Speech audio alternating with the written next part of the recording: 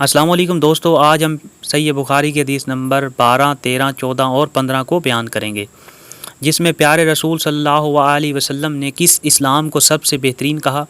اہم حدیث ہے۔ پیارے نبی نے سلام کرنے والوں کے بارے میں کیا فرمایا؟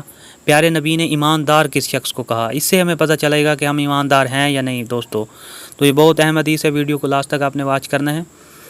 تو اس پیاری حدیث کو سننے سے پہلے میرے چینل ڈاکٹر منیب آفیشیل حدیث چینل کو سبسکرائب کر لیں تاکہ مزید احادیث آپ تک پہنچ سکیں۔ جزاک اللہ۔ ایک دن ایک آدمی نے حضرت صلی اللہ علیہ وسلم سے پوچھا کہ کون سا اسلام بہتر ہے؟ فرمایا یہ کہ تم کھانا کھلاؤ اور جس کو پہچانو اس کو بھی اور جس کو نہ پہچانو اس کو بھی، الگر سب کو سلام کرو۔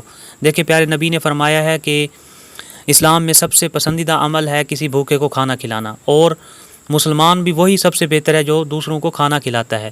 اور پھر اسی طرح سلام کے بارے میں بھی فرمایا کہ کسی کو پہچانتے ہو یا نہیں پہچانتے تو آپ کو چاہیے کہ آپ سب کو سلام کریں۔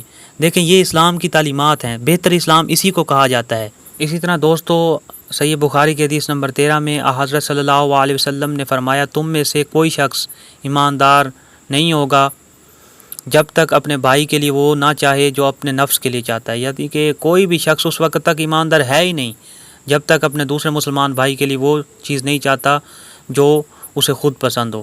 اسی طرح دوستو صحیح بخاری کی حدیث نمبر 14 میں رسول اللہ صلی اللہ علیہ وسلم نے فرمایا بے شک رسول کریم صلی اللہ علیہ وسلم نے فرمایا قسم ہے اس ذات کی جس کے ہاتھ میں میری جان ہے، تم میں سے کوئی بھی ایماندار نہ ہوگا جب تک میں اس کے والد اور اولاد سے بھی زیادہ اس کو محبوب نہ بن جاؤں۔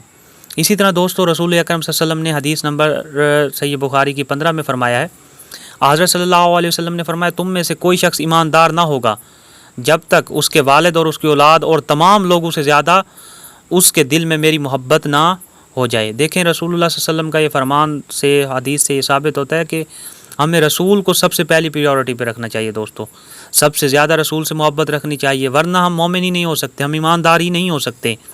تو دوستو اسی طرح کی رسول اللہ صلی اللہ علیہ وسلم کی احادیث سے جڑے رہنے کے لیے اور مزید فرمانوں سے جڑے رہنے کے لیے میرے چینل ڈاکٹر منیب آفیشیل حدیث چینل کو سبسکرائب کر لیں۔ بہت شکریہ، تاکہ ہماری مزید رہنمائی ہو سکے۔